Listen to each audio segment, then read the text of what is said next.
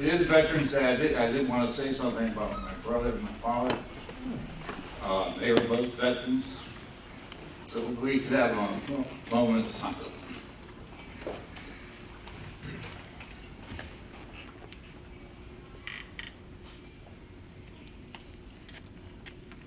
Thank you.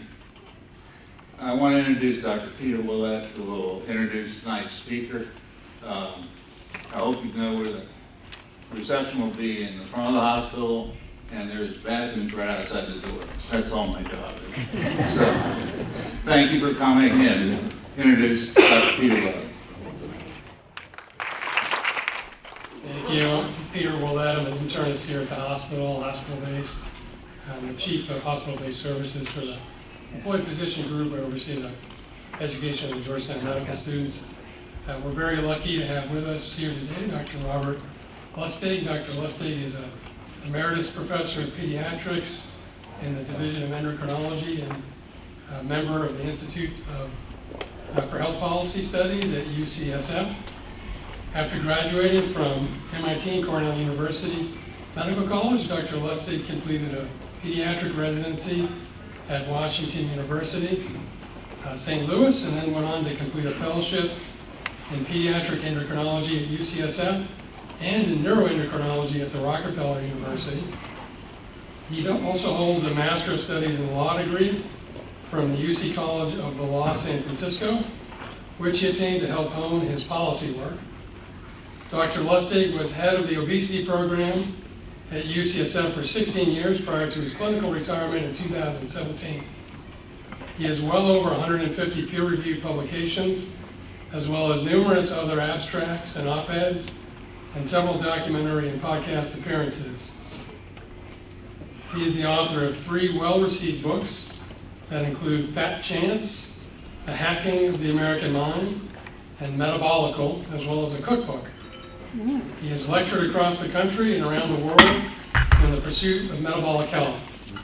His most recent focus has been fostering a global discussion of nutrition versus metabolic health, to expose some of the leading myths that underlie the current pandemic of diet-related disease in order to help find solutions. We'll hear about one of those myths tonight. Dr. Lustig.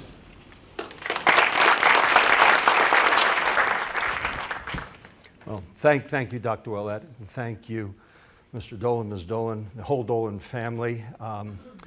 This is my second time actually giving the Dolan lecture, and the first time I was a very esteemed guest, but now that it's the second time, now I'm family, and I realize when you're family, you get to do the dishes.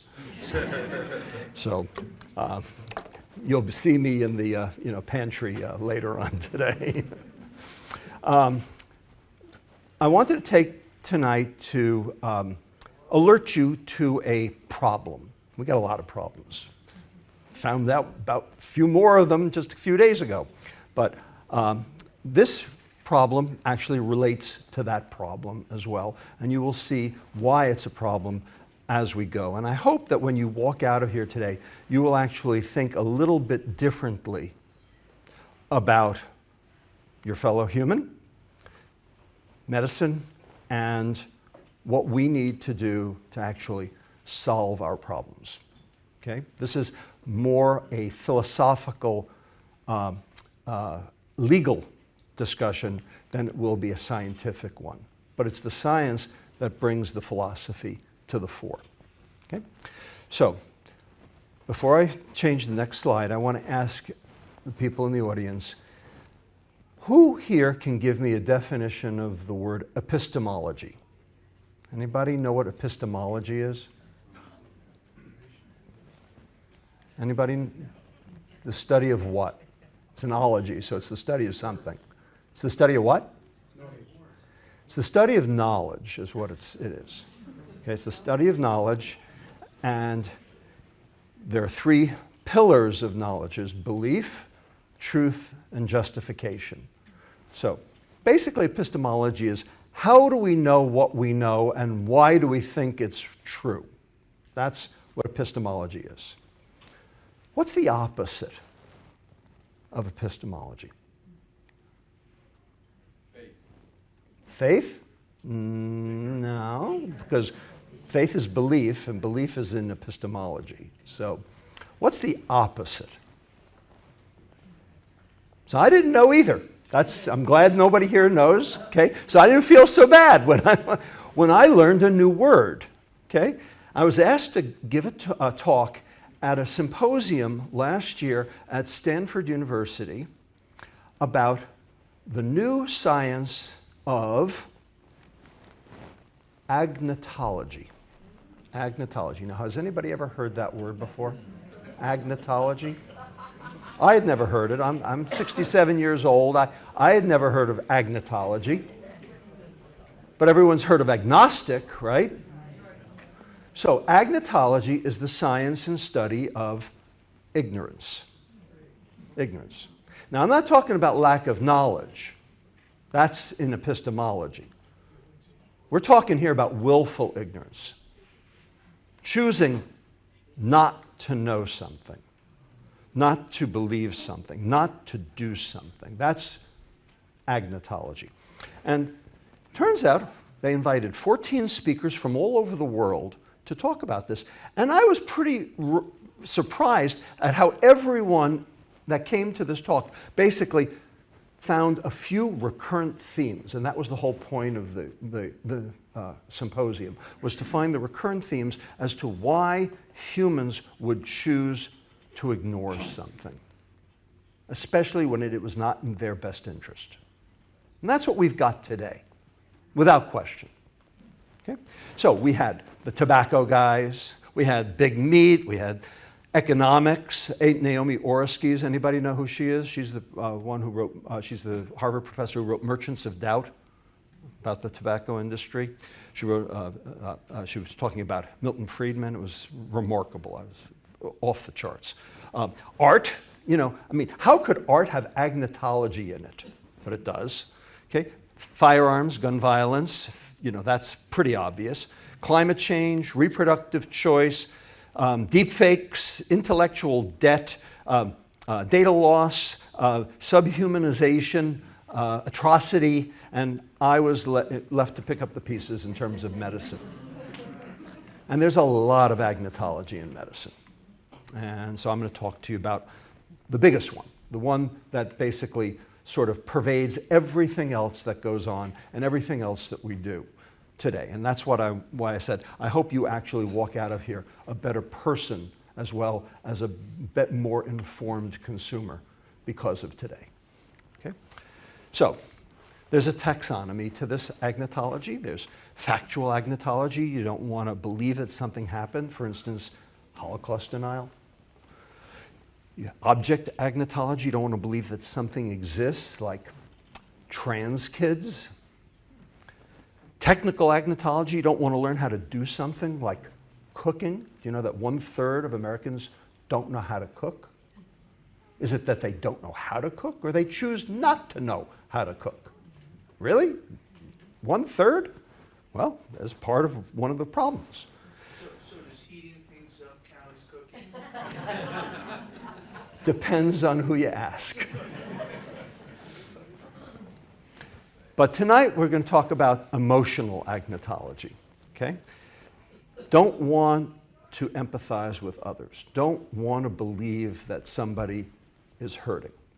That's what tonight is about, okay? And it's got a name. It's actually got a medical term associated with it, alexithymia, okay? So thymia is feel, and alexithymia is basically not wanting to feel. The easiest way to not empathize with your fellow man is through this concept that we call personal responsibility. After all, it's your own damn fault. You smoked, you got lung cancer, personal responsibility. You get the idea. Okay? And we do this throughout. And here is a list of all public health problems over the last 500 years, okay, that were originally thought to be personal responsibility issues until either the sheer weight of the cost of the problem or the science of the problem ultimately determined that, in fact, These were public health crises instead and had to be dealt with on a public health basis. And they tend to fall into three categories. Exposures, like lead poisoning. Did you know that lead poisoning was the kids' fault? For 40 years, lead poisoning was the kids' fault. Then it was the parents' fault. And then finally, in 1982, we finally got some legislation on lead abatement. That's how long it took. And we finally got the lead out of the gasoline. Remember that? Okay. Asbestos, TB, asthma, guns. Okay? Guns, personal responsibility, right? Or is it? We haven't dealt with it, have we? And that's one of the reasons we haven't dealt with it, is because it's always your own damn fault. You didn't put the safety lock on. Okay? You know what? The people at Sandy Hook, don't really care if the safety lock was on or not. Chemical addictions, tobacco was a personal responsibility issue until we realized that we're talking about addiction. And addiction, what is the definition of addiction? You can know in your heart of hearts that whatever it is that you're doing is hurting your life, your health, your family, your community, and you are powerless to do anything about it. And for decades, tobacco was a personal responsibility issue, and then it became a public health crisis. And what pushed it over the edge? Secondhand smoke. That was the thing that pushed it over the edge. So again, a public health issue that was veiled in a personal responsibility argument. Opioids, the fentanyl crisis today, personal responsibility. If you weren't a friggin' drug addict, we wouldn't have this problem, right? That's not the way it works. Crystal meth, alcohol, and behavioral addictions. So gambling used to be a personal responsibility issue, but now it is an addiction, and guess what? Insurance has to pay for rehab because it is a public health problem. Okay? Internet gaming, shopping, teen pregnancy, pornography, all public health issues veiled as personal responsibility so as to not have to deal with it. Because after all, it's your own damn fault. Well, the one we're going to talk about tonight, because it's the one I've worked in for the last 30 years, is the one on the bottom. Type 2 diabetes, obesity, chronic metabolic disease, which only happens to cost $3.5 trillion, which is 75% of all healthcare dollars spent in America today. Okay? On the 8 diseases that constitute chronic metabolic disease. Type 2 diabetes, hypertension, dyslipidemia, cardiovascular disease, cancer, dementia, fatty liver disease, polycystic ovarian disease. Those 8 diseases cost America 75% of all its healthcare dollars. And Medicare is growing broke by the year 2026, in case you hadn't heard. And Social Security will be broke by the year 2029. Okay? And I will be 72 in 2029, and I want my friggin' Social Security. And so do you. So the question is, how are we going to solve this problem? And by saying it's your own damn fault hasn't solved any problem. And I'm worried that for the next 4 years, we're not going to solve this problem either, for just this reason. Okay. Now, in order to invoke the concept of personal responsibility, there's a prerequisite, and that is that you had a choice. Because how can it be personal responsibility if you didn't have a choice? And if you had a choice, that suggests that you had free will to make that choice. So my question to you, and this is a philosophical question, there's no right or wrong answer. Who here in this room believes in free will? Come on. You're going to raise your hand one way or the other. Do you believe in free will? Yes. Okay, who here does not believe in free will? That better be all the rest of you. It's about half and half. Okay? And I will tell you right now, I'm not going to solve this problem. Okay? I am not here. I am not a philosopher. I am, not going to answer the question. I am not Daniel Dennett or Richard Dawkins or any of the other people who talk about free will. Other than to say there are a lot of people who've lined up on the side of no free will of their own volition. Okay? It goes back to Calvinism, and the concept of predestination. Laplace had something called causal determinism. That is, that you think you know what you're doing, but in fact God is actually telling you what you're doing. Hobbes, compatibilism, that actually those two things are not mutually exclusive, that they can exist at the same time. Schopenhauer famously said, you are allowed to do what you want, but you are not allowed to want what you want, which I found very interesting. Okay? Darwin, Einstein famously said, if the moon had sentient conscience, it would think it was rotating around the earth of its own volition. You know, the point is being that what you think you're doing is not necessarily of your own choice. Cashmore, and this was actually, and Sapolsky, very important. So they, especially to this talk.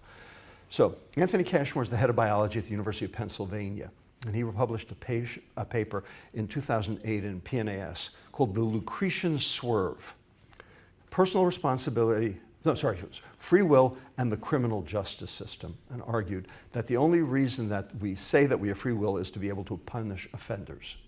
In fact, that free will is a combination of your DNA, which hasn't changed, some random stochastic processes, which are random, so unknowable, and finally, the environment.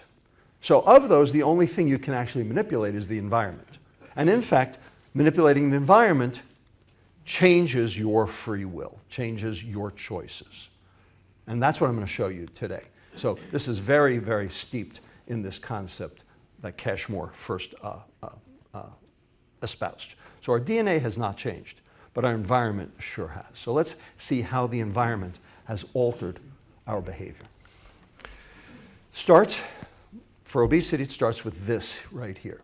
So it's the first law of thermodynamics. Can anybody tell me what the first law of thermodynamics is? Nope? Okay, I'll do it. So the way the scientists state it, the total energy inside a closed system remains constant. The way you would say it is energy can neither be created nor destroyed, just shifted around. Same thing, okay? Another way to say it, which is specifically related to obesity, is the following. There are two interpretations. So the law is a law. I mean, the first law is the first law. I believe in the first law. Okay? But like every law, it is subject to interpretation. So there are two interpretations of the first law. Here's the first interpretation. If you eat it, that is calories in, and you burn it, calories out, okay, then you're going to store it. Okay, so bottom line, first law of thermodynamics is not violated, right? Calories in equals calories out plus weight gain. And that's what everyone in America believes, that basically whatever's in excess of what you burn that you ate, that's ultimately what gets laid down. That's the standard mantra from everyone. And it's based on a simple word, which I want to retire. In fact, I want to execute, called the calorie. Okay? Because a calorie is a unit of heat. It is not a unit of biology. It's a unit of heat. It's a unit of physics, not a unit of biology. What is the unit of biology that we care about? ATP production. Everybody remember ATP from Bio 101? That's the energy that your cell uses. And so that's what we should be counting as ATPs, not heat. And I will show you in a minute why heat, or calories, is completely effed up. Okay? And makes no sense whatsoever. But nonetheless, this is the standard mantra. So, if this is true, then it's calories in, calories out. Therefore, it's diet and exercise. Therefore, if you're fat, it's your fault, because those are two behaviors, gluttony and sloth. Therefore, if it's your own damn fault, therefore, any calorie can be part of a balanced diet. And ultimately, that's what the food industry wants you to believe, that any calorie can be part of a balanced diet, because that's how they assuage their culpability for altering our environmental food supply, such that it is nothing but obesogenic. And I will show you why that is in a moment. Okay? So, in this rubric, obesity is a result of the two aberrant behaviors, gluttony and sloth, calories in versus calories out, and therefore free will, therefore personal responsibility. Everybody with me so far? I haven't lost anyone yet. Okay. Who here believes that? Who believes that rubric? Oh, come on, get out of here. None of you believe it, at least not yet. I mean, eventually I'm going to prove to you that this is garbage. Okay, but that's what everyone believes. It's certainly what the government believes. It's what the entire medical establishment believes. Okay, and of course it's what the food industry believes, and it's what the Surgeon General believes, and it's what everyone believes. Okay, it's wrong. And that's why we haven't solved the problem, is because we've been working off a false premise. It's my favorite Dilbert. Okay, it says, health problems and absenteeism are a huge cost to this business. So give me a raise or I'll eat unhealthy food and avoid all forms of exercise. You already do those things. How can you possibly know that? Exactly right. Okay? The fact of the matter is, this is steeped in American culture. Okay? You sort of can't get away from it. Here's a perfect example. Okay? From politics. What happened to willpower? I love fat people. Every fat person says it's not their fault. They have gland trouble. You know which gland? The saliva gland. They can't push away from the table.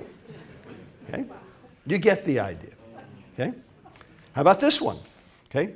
This bill says don't run off and file a lawsuit if you're fat. It says look in the mirror because you're the one to blame. Exactly right. Okay? We're going to use that word a lot tonight. Blame. Okay? So the dogma that allows this to propagate is a calorie is a calorie. Doesn't matter where the calories come from.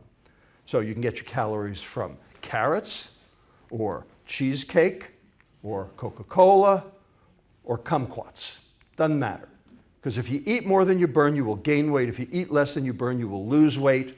Therefore, personal responsibility, period. That's the dogma. Okay? The corollaries are, as I said, personal responsibility, free will, gluttony and sloth, diet and exercise. And that's what has been basically shoved down your throat for you to digest for the last 50 years throughout this entire obesity epidemic. Okay? And it doesn't taste very good, does it? And it hasn't worked either. So, is it just a caloric bacchanalia? Is that what we've got? Oh, wait, I made a mistake. That's better. Okay, now we got it. All right. In fact, if you look at the data, we are all eating more. I don't argue that, okay?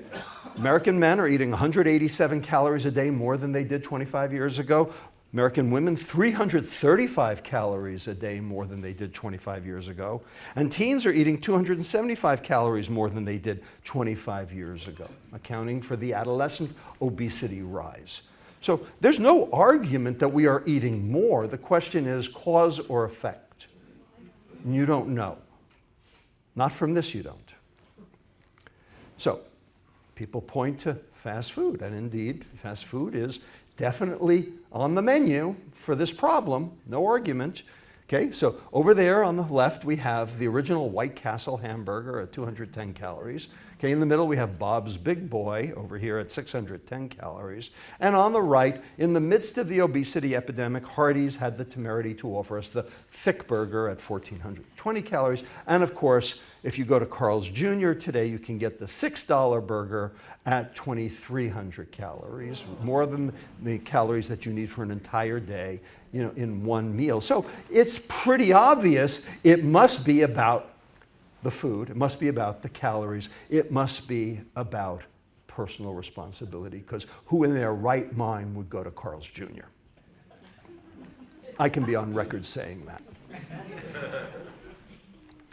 Or is it the other side of the equation?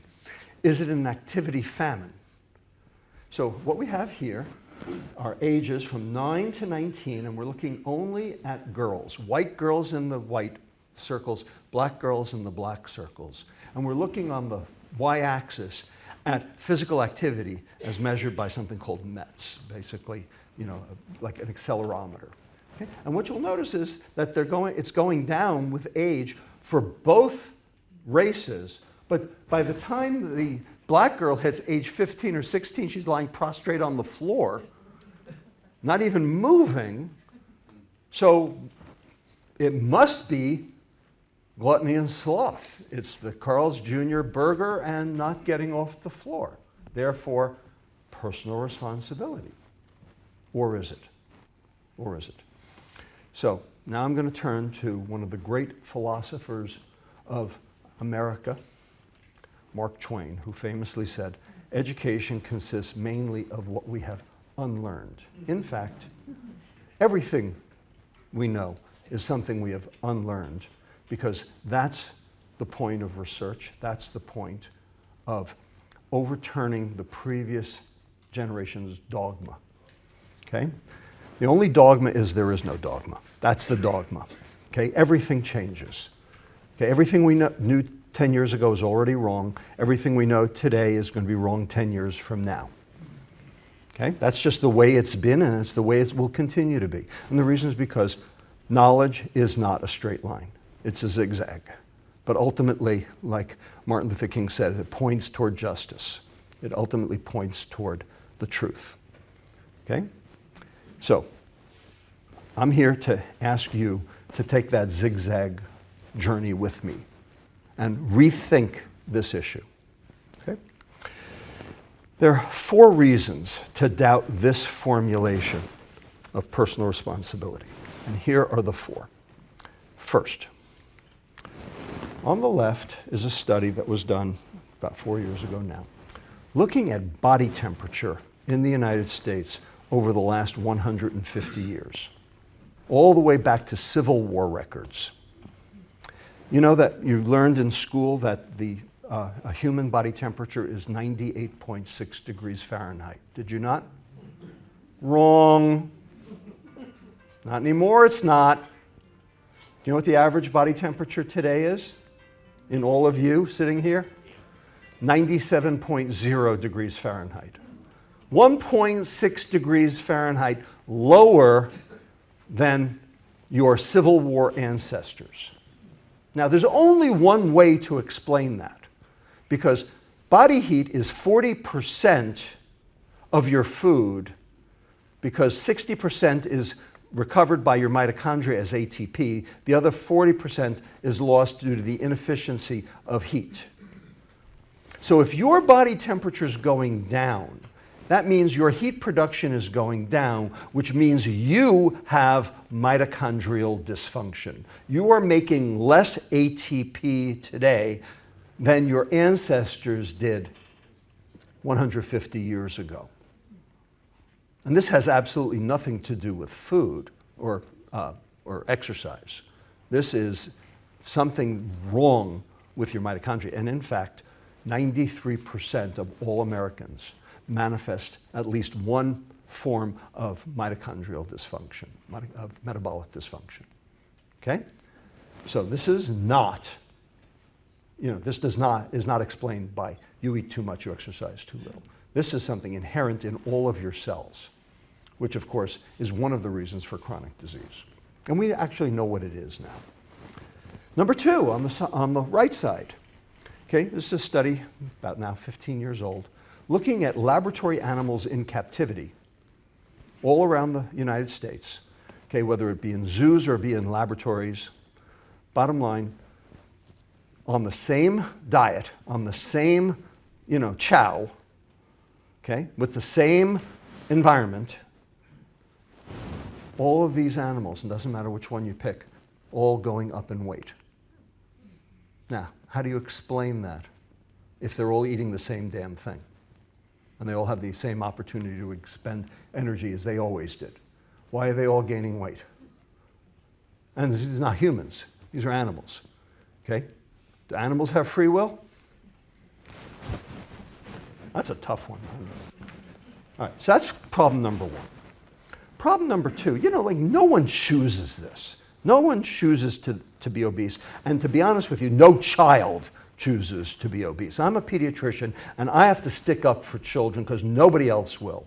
Okay? The fact is that the quality of life of an obese child is the same as a child on cancer chemotherapy. Like, what kid would opt for that in a society of free will? What kid wants to be fat? Anybody you know wants to be fat? Really?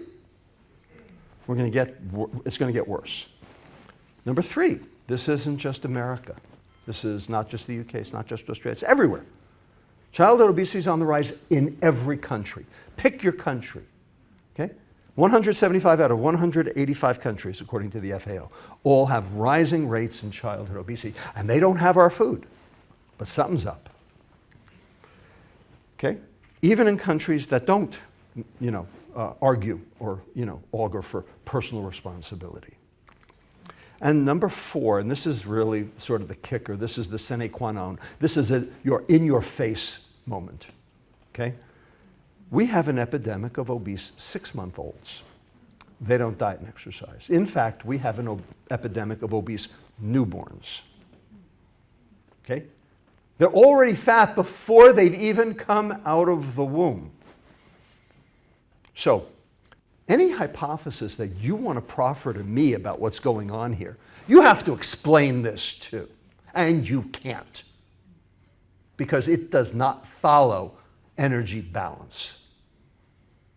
How did newborns get obese? 200 grams. Okay, 4 studies.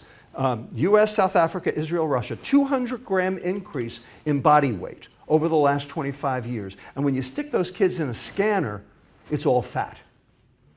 So every kid today is born with a ½ pound of extra fat on them before they've taken 1 swallow of mother's milk. Is that personal responsibility?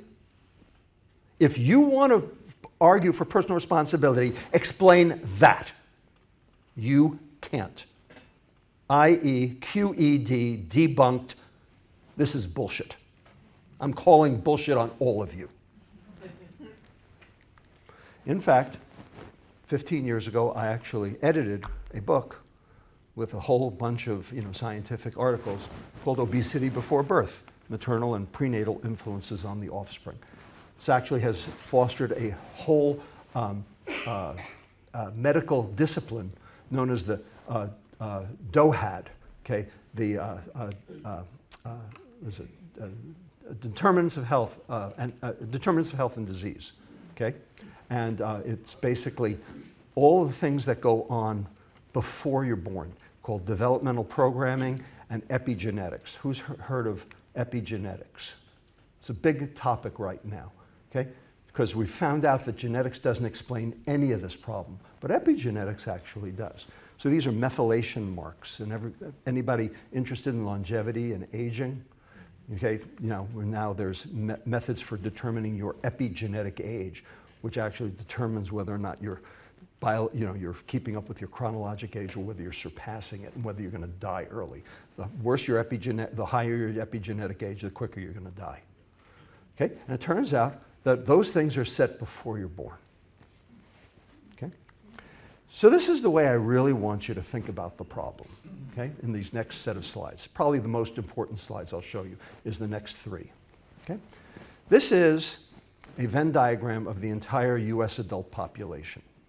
Okay? 42.4% obese, that's 110 million. 57.6 normal weight, 160 million, sorry. Basically, BMI over 30 on the left, BMI under 30 on the right. So everyone in this room is in one of the 2 circles, and you know who you are. Now, the standard mantra from the doctors and the dietitians and the Institute of Medicine and the Surgeon General and the White House and Congress and the food industry is the following. No, sorry. Let me do it again. Sorry. One more time. There we go.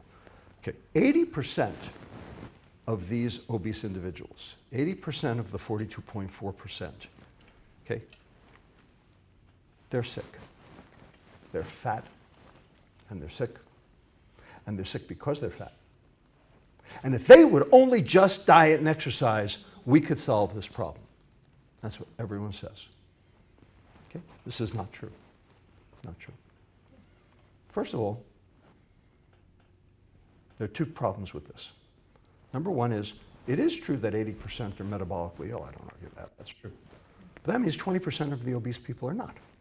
They're metabolically healthy. We actually have a name for them, MHO, metabolically healthy obese. They will actually live a completely normal life, die at a completely normal age, not cost the taxpayer a dime.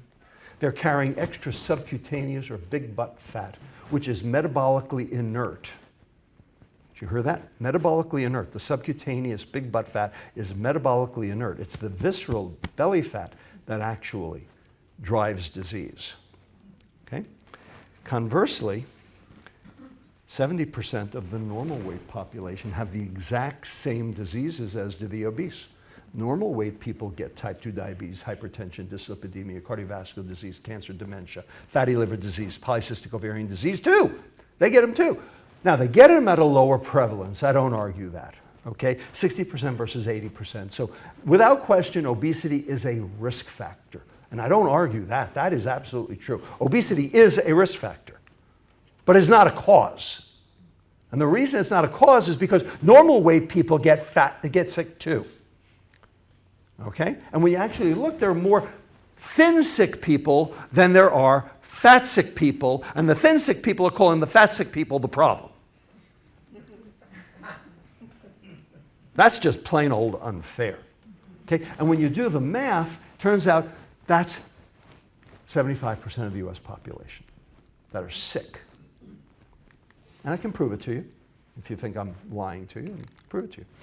So here we have two equally weighted people. Notice trunk fat 12.8, 12.8 in both of these. Okay, so this is a CT scan through the abdomen of these two people. Okay? Equally weighted. One's healthy, one's sick. Which one's sick? A or B? B. B is sick. A, he's just got big love handles, that big butt fat I was just talking about. But B, he's got fat all around his organs. You notice it says intra-abdominal adipose tissue, IAAT. See how much higher that is? That's what kills you, the belly fat.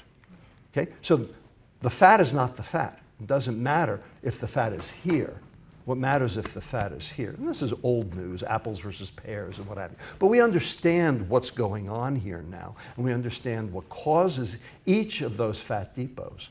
And it turns out the fat over here might be calories, but that's not what's causing the disease. The fat here has nothing to do with calories. It's due to stress. It's due to cortisol. And how do we know that? Because you can take patients with endogenous depression who are not eating, who are losing weight, who are anhedonic. Okay? They are, they're melancholic depression, the worst kind, the suicidal ones, because they have to be admitted to the hospital to save them from themselves. Okay? And you stick them in a scanner, and their subcutaneous fat's going down because they're not eating, and their visceral fat's going up. How is their visceral fat going up when their subcutaneous fat's going down? Because the visceral fat is not responsive to your diet. It is responsive to your stress. And all of you have it because you live in Washington, D.C.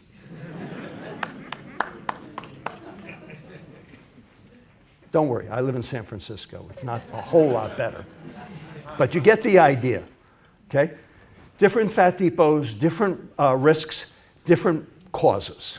They are not the same because a calorie is not a calorie. Okay?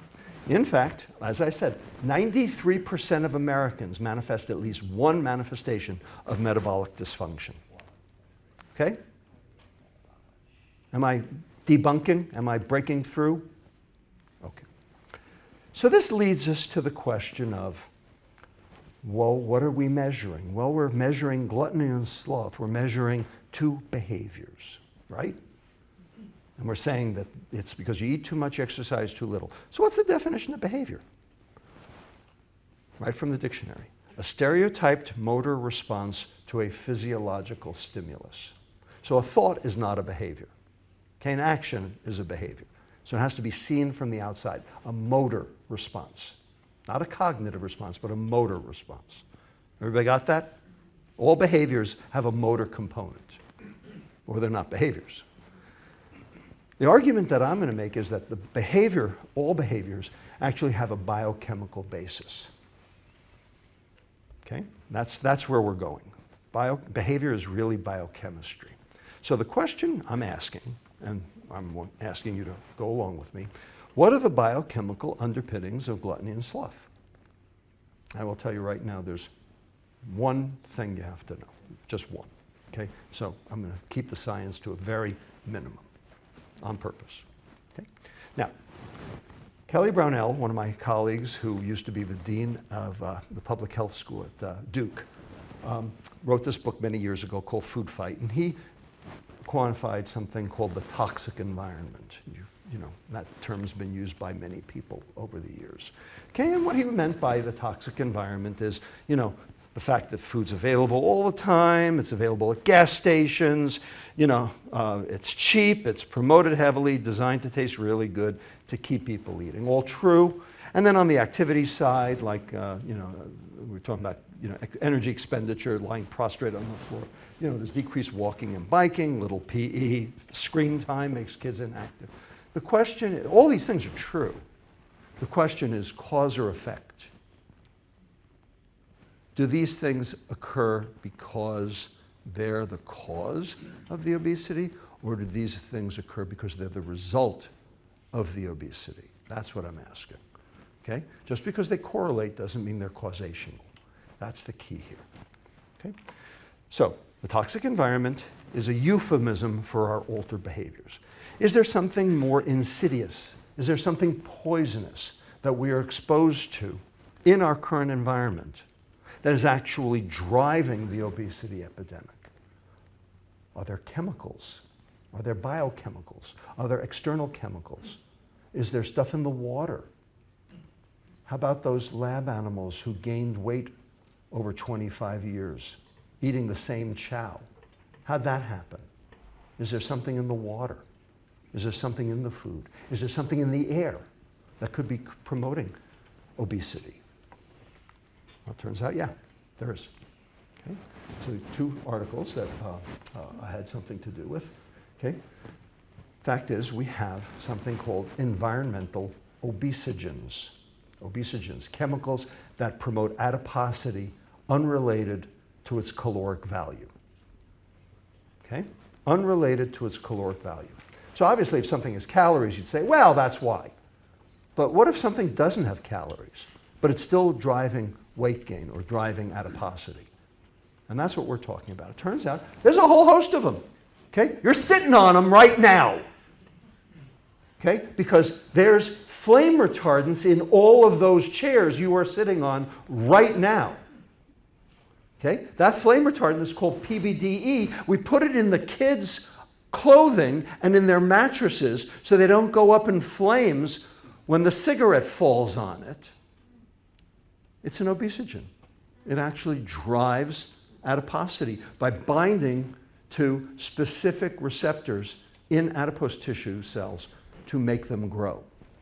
Okay? They're in the can linings, not the food, but the can linings. You know how when you open up a can, it's got a white lining? Okay? Even though it's a tin can, right? It's silver or pewter or whatever color you want to call it, but the inside is white. That's BPA, that's bisphenol A. Okay? A known estrogen drives adiposity. Okay? Phthalates, the binkies that your kids suck on when they're babies. Okay? The plasticizers, that's an obesogen. Okay? Vinyl flooring, parabens, personal care products, food preservatives, like we just talked about. Lots of pharmaceuticals drive adiposity, like for instance risperidol and Zyprexa and Geodon and Abilify. Okay? Clothing and furniture I just talked about, flame retardants, electronics, solvents, PCBs, organotins. Tributyl tin is something we paint on the bottom of boats to keep the barnacles from attaching to the bottom of the hull. Okay? Tributyl tin is one of the worst obesogens that there is. And if an animal is exposed to tributyl tin, their great-great-great-grandchild will have obesity because of the exposure of the great-great-great-grandmother. That's how long the effect lasts, because it's changing epigenetics. It's changing the expression of enzymes that are necessary to degrade insulin. So the insulin stays high, and even though you weren't exposed to it, your great-great-great-grandmother was, and it's following you. So how is that personal responsibility? Everybody get the idea now? And so now we have a unifying hypothesis for why this all happens, and it has absolutely nothing to do with calories.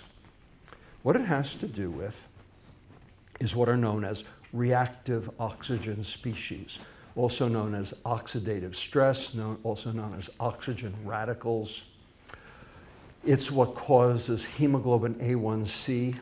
You know, for those of you with diabetes, you know how you measure your A1C. There's it's because glucose binds to the hemoglobin molecule. Every time that happens, it throws off a reactive oxygen species. And it turns out those reactive oxygen species cause changes in cellular energy metabolism that cause the cell to want to store more energy as fat.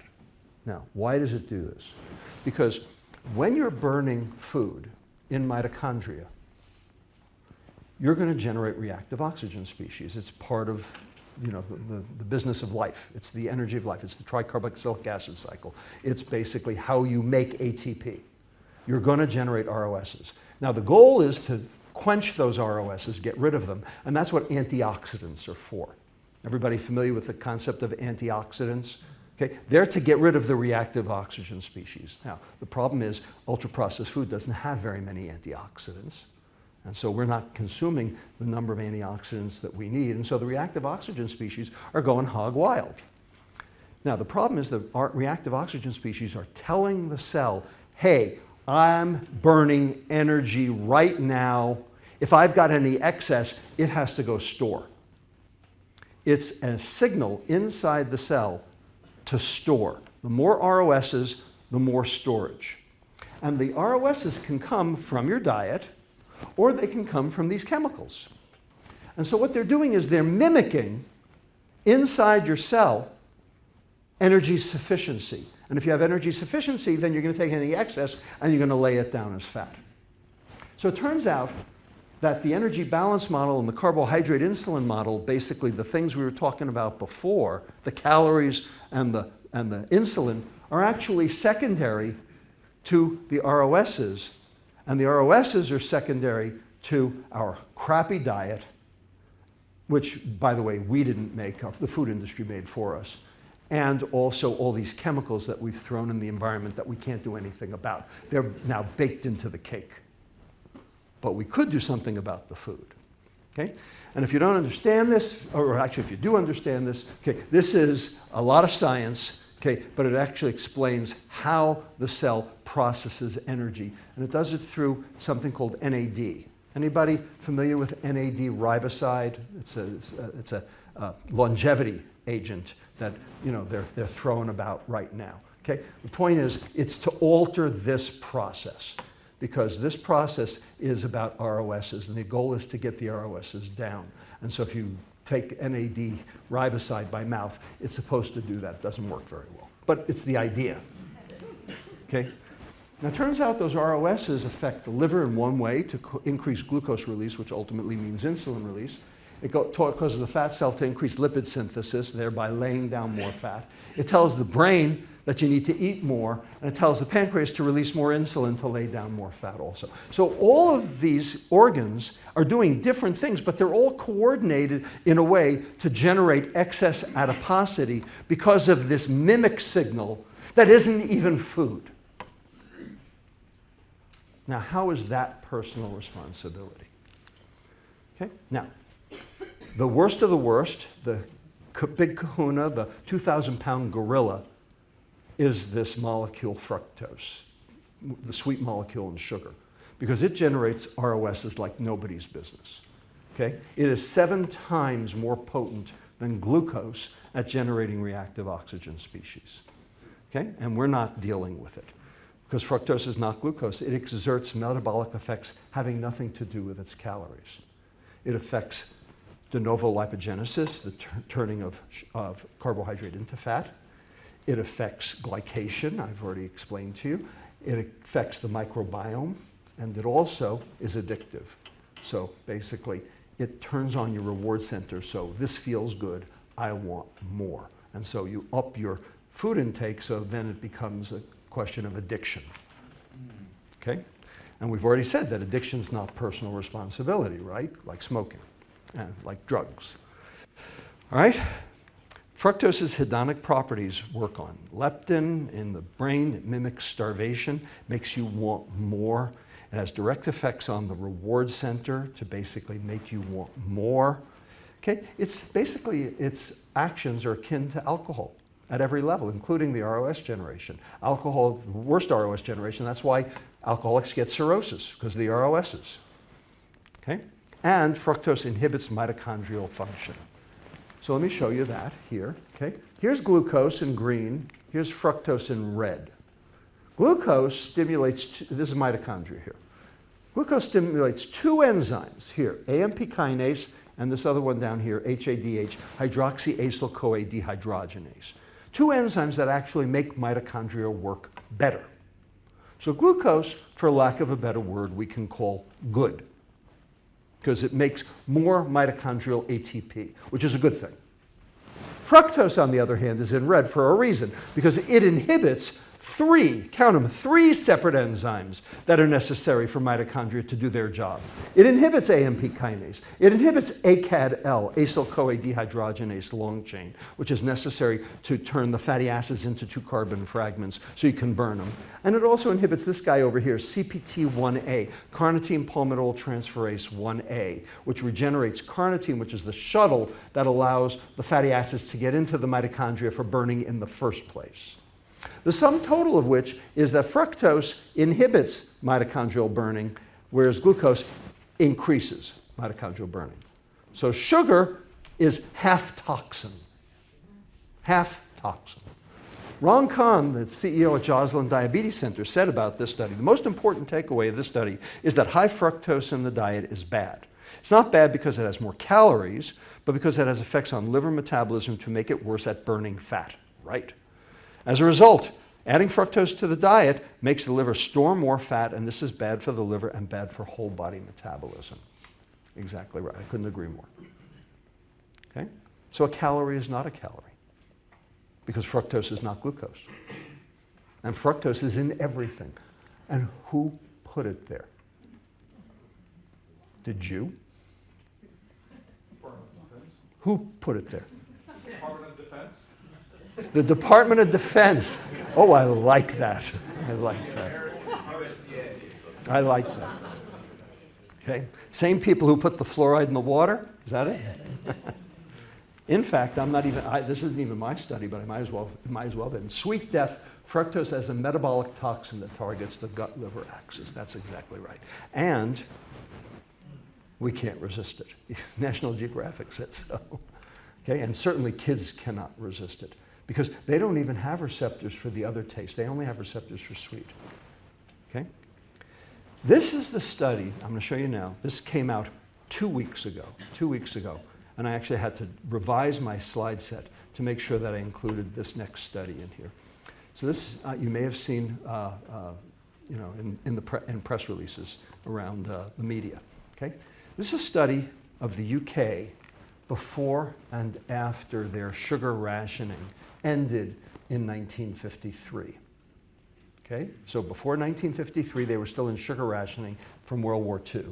And after 1953, they went all whole hog. And you can see how the sugar just, in the black, went straight up, whereas fats and proteins basically stayed the same. Okay? 1953 was when the the rationing stopped. And it turns out that if you were born before 1953, your hazard rate for type 2 diabetes and hypertension was low, whereas if you were born after 1953, your hazard rate for diabetes and hypertension was 7 times higher. Because your mother ate sugar, because you ate sugar, because of the stoppage in rationing, because it inhibits mitochondrial function. So you want to know why everyone has 1.6 degrees Fahrenheit lower body temperature? This is why. This is why. Now, is that personal responsibility? Okay. Worse yet, we were sold a bill of goods because the sugar industry knew about all of this.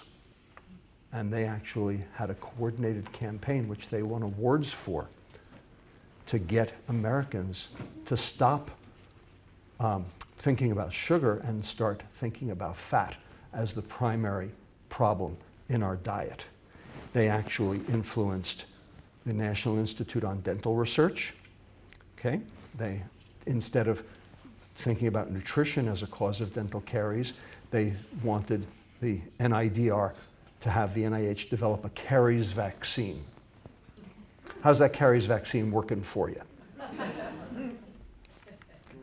And on the medical side, the Sugar Research Foundation paid 2 Harvard School of Public Health scientists, Fred Stair, the chairman of the department, and Mark Hegestedt, his assistant, who went on to become the head of the USDA, what amounts to $50,000 in today's dollars. It was $6,500 back then, but $50,000 in today's dollars, to write 2 articles in the New England Journal, basically saying that sugar was not the problem, that fat was. It says right here, which singled out fat and cholesterol as the dietary causes of coronary disease and downplayed evidence that sucrose consumption was also a risk factor. The Sugar Research Foundation set the reviews, contributed articles for inclusion, and received drafts. The SRF's funding and role was not disclosed. So the whole thing's been a sham from the beginning. Willful ignorance, agnotology. We don't want to know, because it's easier to blame the victim. So, remember my seesaw? How did we have it before? If you eat it, you better burn it or you're going to store it. In fact, that is not correct. And I've just given you all the evidence, the scientific evidence, to show that this is not the case. It needs to be stated this way. If you're going to store it, that is, an obligate weight gain set up by biochemical forces out of your control, such as high insulin and reactive oxygen species, and you expect to burn it, that is, normal energy expenditure for normal quality of life, because energy expenditure and quality of life are the same thing. Think of it. Anything that increases your energy expenditure makes you feel good, like exercise, caffeine, ephedrine before they took it off the market. Okay? Anything that lowers your energy expenditure makes you feel lousy, like hypothyroidism, starvation. So if you're going to store it and you expect to burn it, then you're going to have to eat it. Same first law, but now turned on its head. Because who said that the gluttony and the sloth came first? In fact, the gluttony and the sloth comes second, because the obesity is actually a result of the biochemistry, not personal responsibility. It's a chemical problem, therefore it is not an individual response that we need, but rather a societal one, like all public health responses. So let's figure out where personal responsibility came from. Anybody know who invented personal responsibility? That's right, tobacco. Thank you. Okay, usually nobody knows. Okay, people think, oh, it's in the Constitution, or it's in the Magna Carta, the Declaration of Independence, or in some state charter. It's nowhere, okay? It's nowhere. It was never uttered, okay? This is the history of personal responsibility. The first person who actually invoked the concept of personal responsibility was actually Homer in the Odyssey, because he said that Zeus asked the people to stop blaming their bad choices on the gods. Okay? That's the first inkling of it. Okay? In terms of America, the Constitutional Convention debated the motion that the executive consists of a single person. Sounds very familiar to right now, doesn't it? Okay? Okay? Edward Rutledge from South Carolina said, a single man would feel the greatest responsibility, not personal responsibility, and administer the public affairs best. Jonathan Pinckney from South Carolina said, a president could mean a monarchy of the worst kind, to wit, an elective one. Really, really prescient, wasn't he? Okay, James Madison from right here, okay, the responsibility of all to the will of the community seems to be generally admitted as the true basis of a well-constructed government. So they're all talking about responsibility, but we haven't gotten to personal responsibility yet. Randolph, also from Virginia, said that we need to keep a public record of senators' votes in order to impose personal responsibility. But what was he talking about? They weren't talking about anything having to do with science or medicine at that point. And Hamilton, I think, was the best. Okay, in Federalist 69, he said, the American executive would not be sacred and inviolable, but impeachable and removable, ruling in a delicate and important circumstance of personal responsibility. So the bottom line is, the things we should be invoking personal responsibility for, we're not. And the things we shouldn't be invoking personal responsibility for, we are.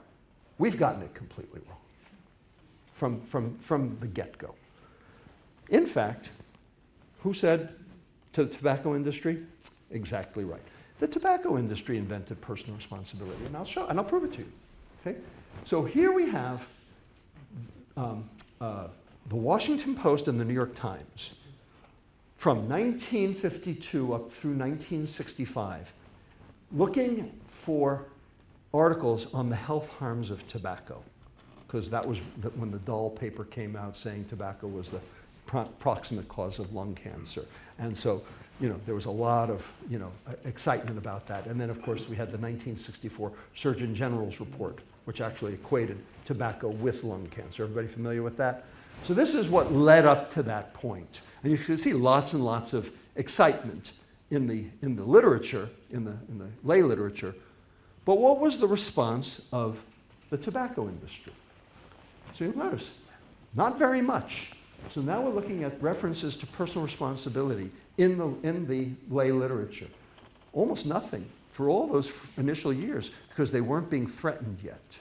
But as the plaintiffs started amassing, when they were individual plaintiffs to start with, and they all lost, 845 separate lawsuits against the tobacco industry.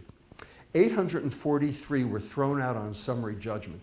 2 made it through, and those were overturned on appeal. So the tobacco industry was batting 1,000. Batting 1,000, okay?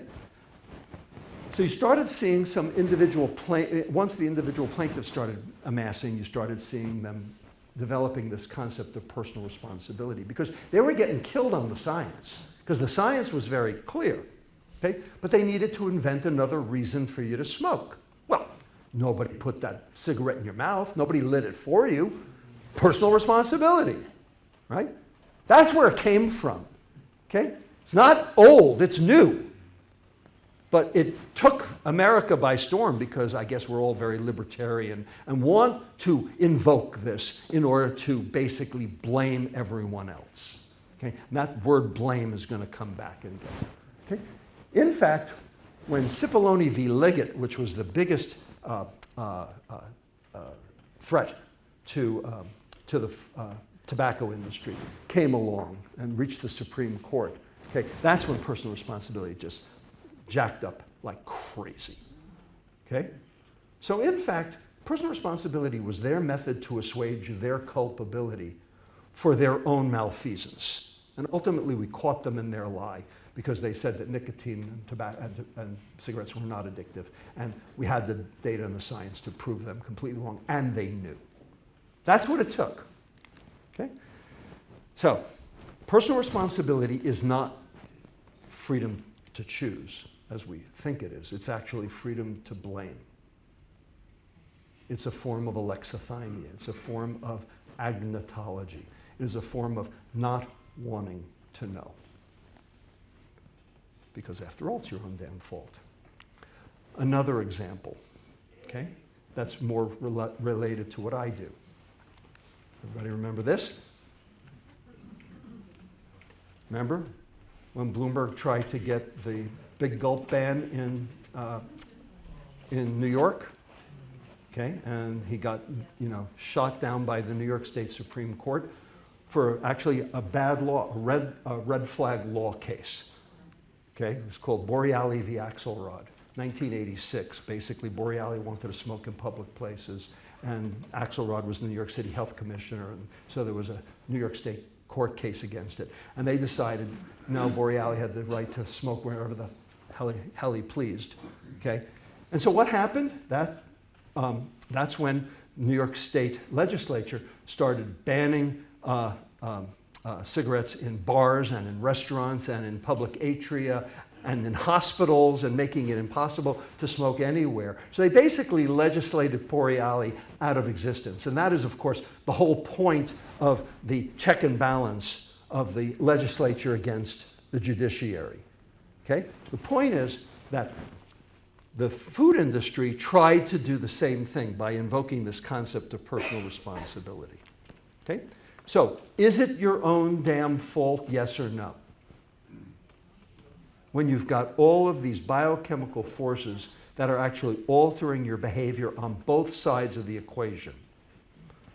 So this next cartoon, and I'm just about done, this next cartoon I think sums up the problem very nicely.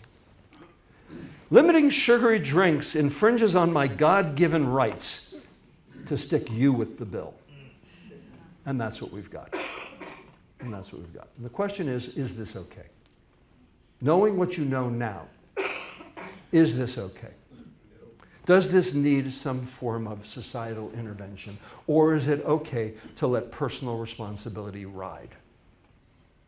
It hasn't done a damn thing yet for any of the public health crises that we have been afflicted with over all of the centuries.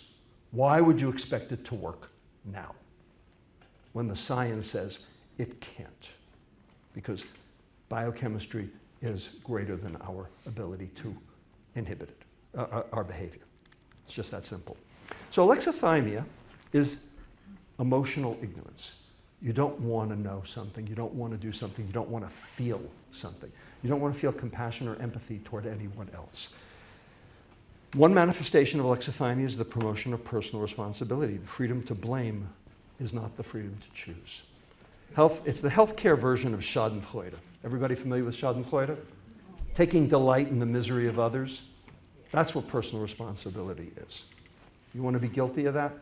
Have at it. Obesity, type 2 diabetes, metabolic syndrome, they demonstrate that the biochemistry drives the behavior. Okay? It's the mitochondrial dysfunction, it's the reactive oxygen species, laying down extra energy, having nothing to do with food intake or exercise. Personal responsibility does not explain how chemicals and behavioral addictions, how to prevent them. Education alone has never solved any substance abuse. It's necessary, but not sufficient. Just say no. How'd that work? We had a fentanyl crisis, an opioid crisis. Okay? Think it's going to work? You need interdiction. You need, laws to make that work. Personal responsibility does not actually have a very long history in the United States. It's a relatively new idea in medicine. Okay? Because the tobacco industry brought it to us in the late 1960s and through the 1980s. That's where it came from. Okay, Big Tobacco adopted it as a defense only in response to lawsuits. Before that, it wasn't even on our radar. But boy, oh boy, did we adopt it. While individual intervention for medical care is essential, and I'm not saying it's not. That's why we have doctors, and I'm for doctors. Okay, I'm for individual intervention, which we can call rehab. But I'm also for societal intervention, which we can call laws. Rehab and laws, rehab and laws. That's what we had for tobacco. That's what we have for alcohol. That's what we have for street drugs. That's what we have for opioids. We have individual and societal intervention. Why do you think obesity, type 2 diabetes, our food supply would be any different? It's not. It's the same. And so we need somebody across the river over there who actually gets this, and who understands what the levers in government need to be pulled in order to actually make this work. And I'll be very honest with you, I don't see anybody doing that. So that's where I'm going to leave it.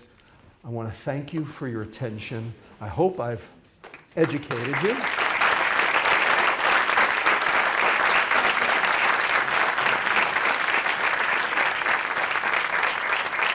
But more importantly, I hope I've stimulated you. I hope I've given you some reason for some activism on this issue.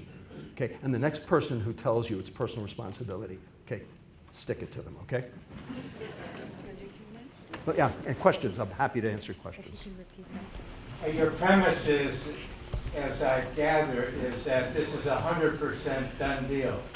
Are you suggesting that this is 100% that obesogens were less 100 years ago or more now, and that there's no personal responsibility for anybody, 100%?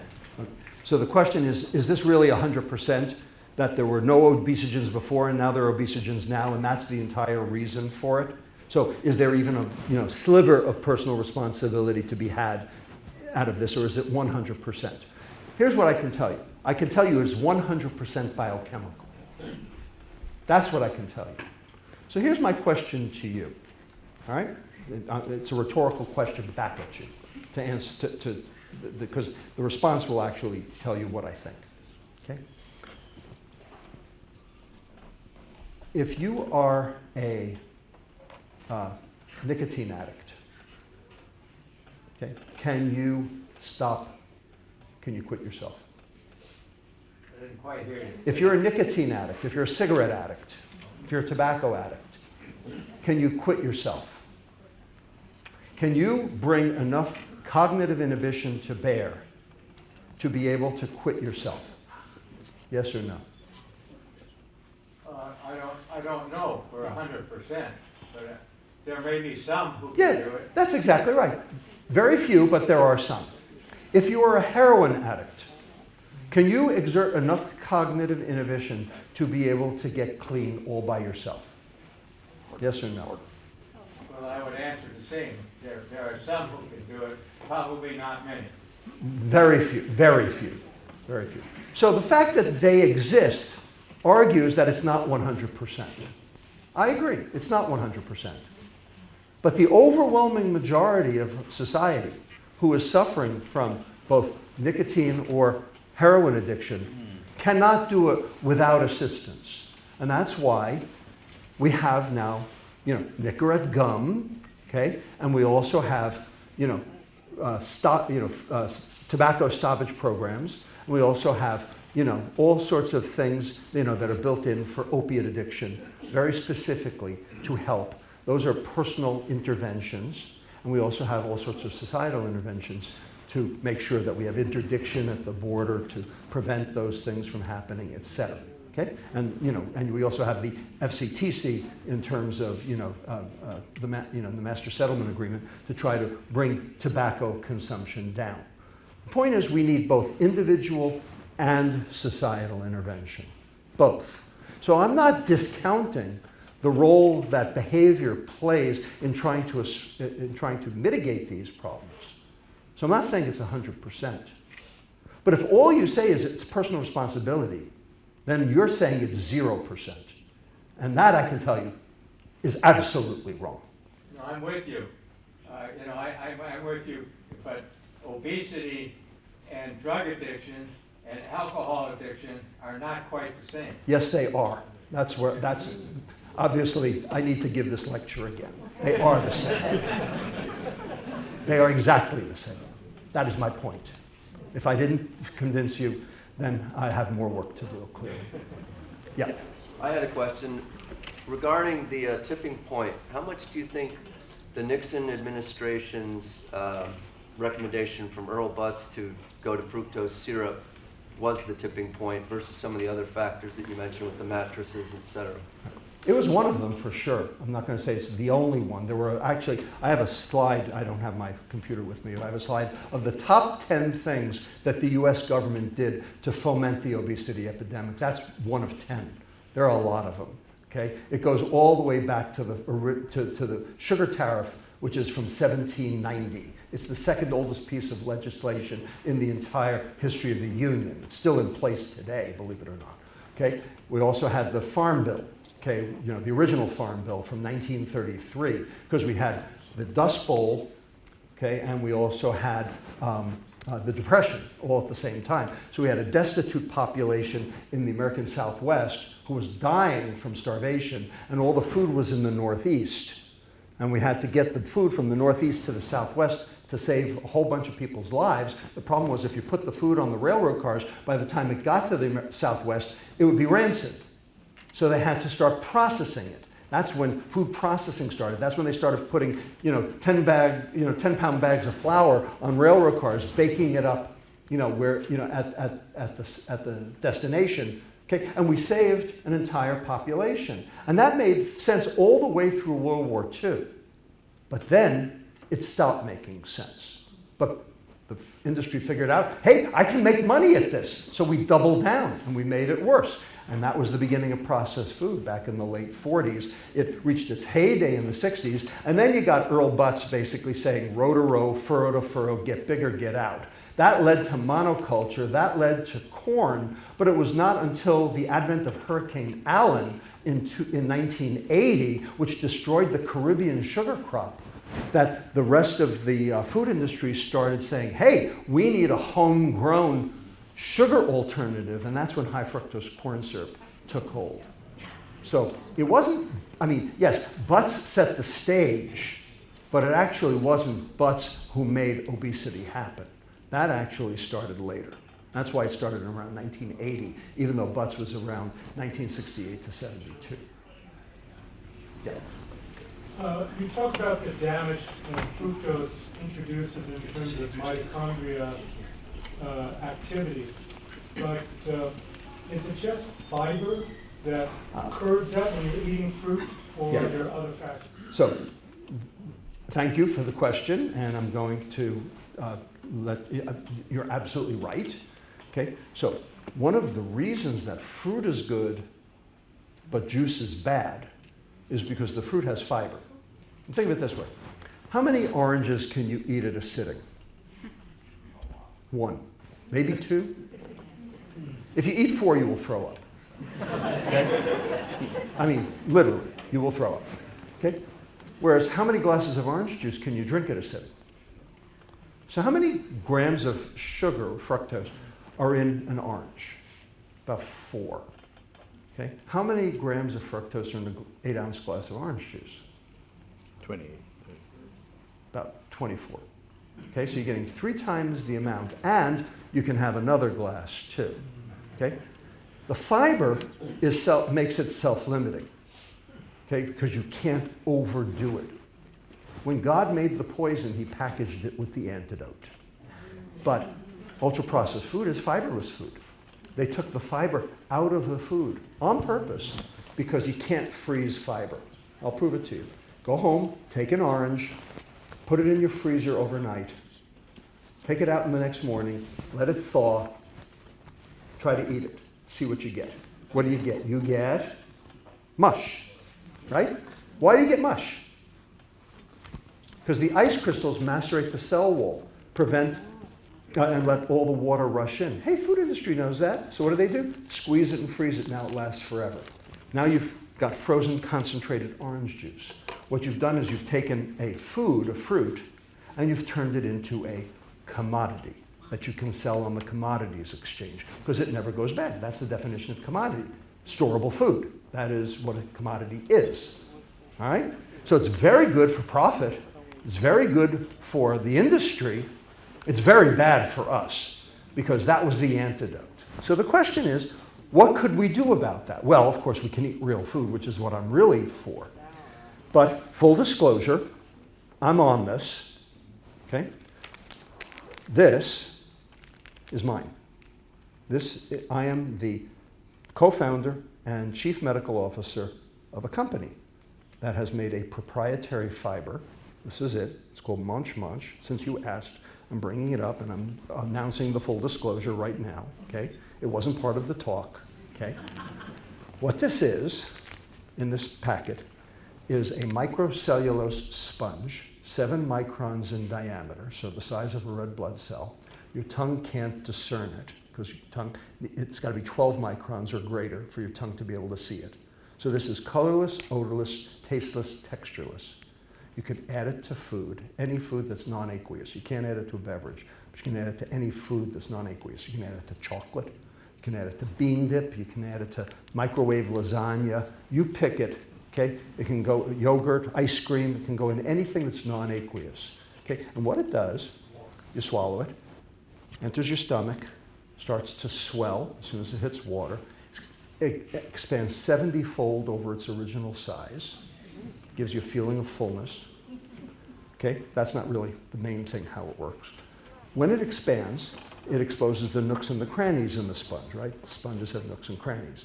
And impregnated, embedded in that, are a set of proprietary hydrogels, soluble fiber. So it's insoluble fiber, cellulose, and soluble fiber, these proprietary hydrogels. And if I told you what they were, I'd have to kill you, because that's the IP. Okay? And what those do is they sequester, they gobble up, they absorb glucose, fructose, sucrose, simple starches, rendering them unavailable for early absorption, thus protecting your liver because you never absorbed it, stays in the intestine, lowers your glucose response, lowers your insulin response, good for diabetes. And it moves the food through the intestine faster, where the bacteria then, in the second part of the intestine, can chew it up for its own purposes. So even though it passed your lips, you actually never absorbed it, so you never got it. And you never responded to it because it stayed in your intestine. And when the microbiome gets it, you increase microbial diversity, which is good from a feed your gut standpoint. And those bacteria then make short-chain fatty acids, which are anti-inflammatory, okay, anti-Alzheimer's, supporting the brain. So you're protecting your liver, feeding your gut, and supporting your brain. You're doing all the things that fiber did before the food industry took out. We're recapitulating the effect of endogenous fiber that the food industry removed. We're turning apple juice back into apples in the intestine, specifically to solve what you just brought up. So I'm trying to solve the food problem in this country any way I can, through legislation, through politics, through educating the medical establishment, through industry. Whatever it takes. And we're going to need all the levers, because this is a friggin' huge problem. This is a systems biology problem. It's going to need a systems solution. This is one component. What are you That's calling we're it? trying to do. Munch Munch? It's called Munch Munch. You can find it online at munchmunch.shop, or biolumin.tech is the company. It's called Biolumin. And again, full disclosure, I didn't bring it up to make money off of it, but you asked. Yeah. Yes. This is a biochemical issue. What role do the semaglutides, like Ozempic, Right. how do they intervene, and do you see them as a solution? Right. Everybody wants to know. So I'm on record. I actually did a Wall Street Journal podcast. If you want, you can look me up, Robert Lustig, Wall Street Journal, and you can listen to the whole thing. So I wear 3 hats. Oh, so yeah, the question is, what about semaglutide and the GLP-1 analogs? And what are we going to do with them? And do they solve the problem? So the short answer is they don't solve the problem. They band-aid the problem, but they don't solve the problem. So I wear 3 hats. I wear the clinician hat, I wear the scientist hat, and I wear the public advocate hat. Okay? And how I feel about them is different depending on which hat I wear. So from a clinician standpoint, hey, look, I'm glad they're here. I've known about them for, since 2006. Okay? They weren't that effective in terms of weight loss. Now they're more effective, and that's good. And God knows we have a whole bunch of people with morbid obesity who are going to die if we don't do something. Either they need bariatric surgery or they need semaglutide, okay? Or they will die. And my job as a physician is to, try to not have them die. So from a clinician standpoint, I'm glad they're here. Now let me put my science hat on. Why do they work? Why do they work? Well, they work in 2 places. They work here, and they actually reduce reward, which is kind of cool and interesting. We have to learn more about that. They're actually using semaglutide for addiction, for alcohol addiction and opioid addiction right now. And the data is actually looking promising. However, a caution there. In 2006, there was a drug that was introduced to the European market that also caused weight loss, that also affected the reward system. It was called rimonabant or Acomplia, made by Sanofi. It never made it to the American market, and the reason was because 2 months after it was introduced in Europe, there were 21 suicides. Turns out when you turn off the reward system, life ain't worth living. Reward's what gets you up in the morning. So we have plenty of data now on semaglutide and incidence of depression, and the depression followed the semaglutide. It wasn't before, okay? So from a causational standpoint, it appears that the semaglutide was integral in the depression. We haven't seen suicides, which is good, but there's no question that's associated with depression. So if you turn off the reward system, that's a definite good news, bad news deal. Second problem, second place it works, the gut.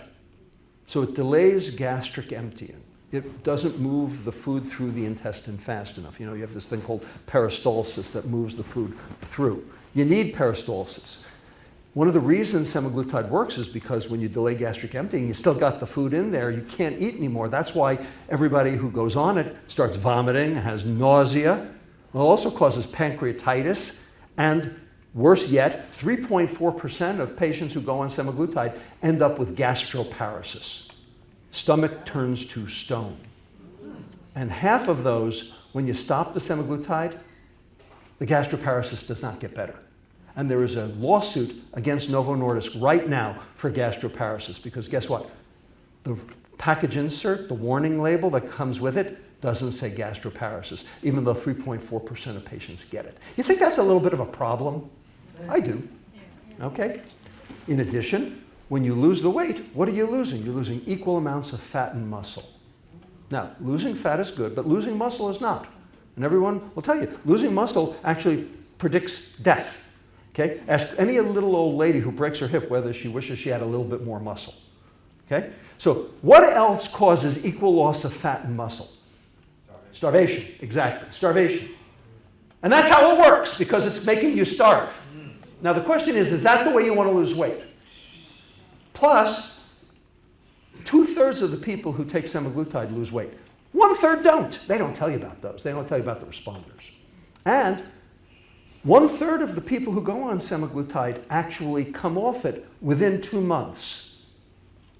Why? Why do they come off it?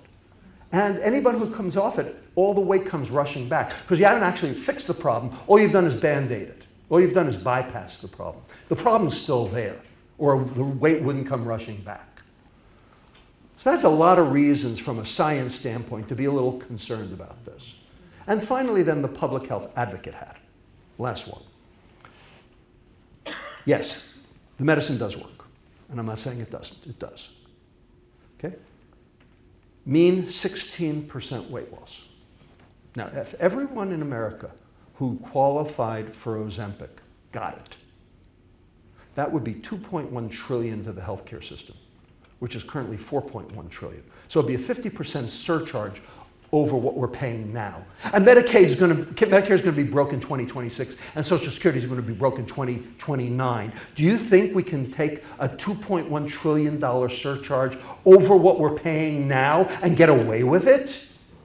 Conversely, if we could just bring sugar consumption, added sugar consumption in this country, down to USDA guidelines of 12 teaspoons of added sugar per day in this country, we would see a 29% weight loss, a greater than double over Ozempic weight loss, and we would save $3.0 trillion. So that's a $5.1 trillion swing with no side effects if we just had a societal intervention that we could all agree on. So that's how I feel. Does that answer your question?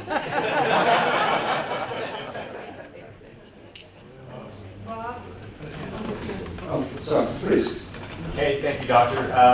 Huge fan of yours, listen to a lot of your podcasts, read all your books, and thanks for being here. You mentioned the sugar reduction. As we know, this is a complicated problem, and to dumb it down to the average American is hard. But if you were like in charge for a day, you could implement like 3 policies. You mean dictator for a day? I'm not going to go there too soon. What would you do to help curb it? And then the second question is, you mentioned that, you know, like it or not, it's a huge money-making machine for the healthcare industry. I agree, all the doctors and nurses mean well, but what would they shift that expense to do? Because, you know, they're going to look at it as, hey, we're losing business.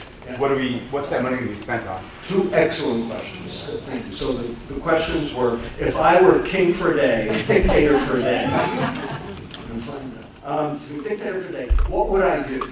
If there was one thing I could do that would stick, what would it do? And I know what the answer to that is. And the second question was, the medical establishment stands to lose money if we actually solve this problem because we have less business. So what are you going to do about that? Did I get it right? Yeah. Okay, good. Yep. All right, so let's do question 1 first. If I were dictator for a day,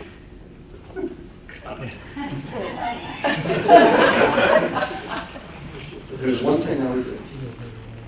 I would get rid of all food subsidies. That's what I would do. And the reason is because subsidies distort the market. Let the market work. Okay? And if the market worked, guess what? The price of food would not change. But the cost of eggs, as we know, is like one of the biggest campaign points. And so people are very sensitive to food prices. And Yes. you probably noticed in Europe, they spend on average 17% of their income on food versus we spend about 7%. So it's already pretty cheap, but the perception is we're spending too much money. So the Giannini Foundation at UC Berkeley actually did this modeling exercise several years ago. Okay, Alston et al. And what they found was that if we got rid of all food subsidies, we have to get rid of all of them. You can't pick and choose. You have to get rid of all of them, okay, because they distort the market. Let the market work. The price of food would not change. The price of food would not change. You just made a conscious, a sweeping statement that the food prices would go up if we did that because we get rid of food subsidies. The price of food would not change except for 2 items, corn and sugar. And that's exactly what we would want to go up in order to reduce consumption. Because the iron law of public health says that reducing availability of a substance reduces consumption, which reduces health harms. Sugar and corn, because corn gets turned into high fructose corn syrup, okay, they're the health harm. They're the health harm. That's what we need to go down. And it would go down if we would get rid of food subsidies, and it would not raise the price of food. So I discount your argument, because it's been done unless you can show me otherwise. Now, the second question was, what about the medical establishment? Okay, we'll start making less money. Yes. And so what we need is a new medical business model. And we've always needed it. Okay? Why do we have the medical business model that we have today? Does anybody know why we have that medical business model? I can tell you why. Well, very specifically, which lobby? It was called the American Medical Association, which is really the American Surgical Association. So in 1961, when they started working on the concept of Medicare, okay, with the Kennedy administration and then the Johnson administration, the largest group of doctors that the government could negotiate with was the AMA, but it was completely run by surgeons. And the surgeons didn't want their salaries impacted, so they negotiated with the government to do fee-for-service. Basically, more procedures, more money. I work harder, therefore, more money. Okay? That's what happened. No one asked the pediatricians. No one asked anybody, the public health people. No one asked anybody else. In this country, 97.5% of all health expenditures are due to not just fee-for-service, but acute care for chronic problems. Only 2.5% is for public health. And by the way, our health is the worst of any developed country in the world by far, not even close. And our life expectancy is going down. So that hasn't worked very well, has it? Okay? We're not getting a whole lot for our money. We spend the most and get the least. So that model has not worked. And guess what? It's because surgery doesn't work. That's why. And I'm here to say that. So how could we fix that? Why don't we pay doctors to keep their patients healthy? And the healthier they are, the fewer medicines they need. Right now, the doctor gets paid by putting them on more medicines. That's the accountable care organizations. The ACOs actually increase reimbursement to physicians based on how many medicines they can put their patient on. The worst perversion, okay? You know what moral hazard is? Okay? This is not moral hazard, this is immoral hazard. That's how bad this is. So why don't we actually pay doctors for what they were supposed to do, which is keep people healthy, instead of treating their sickness after they get sick? So it would require, everyone working together and, fixing the problem at its source, which is the concept of reimbursement and what you should be reimbursed for. So that's a big nut, and that's more than above my pay grade in terms of being able to answer it. But there's a whole, slew of, medical specialties that are now on this, including, by the way, the American Dental Association, which I am on their nutrition task force. And there will be a public service campaign about nutrition, sugar, and dental caries and oral health coming out this next year, which I will have been part of. Thank you. Thank you.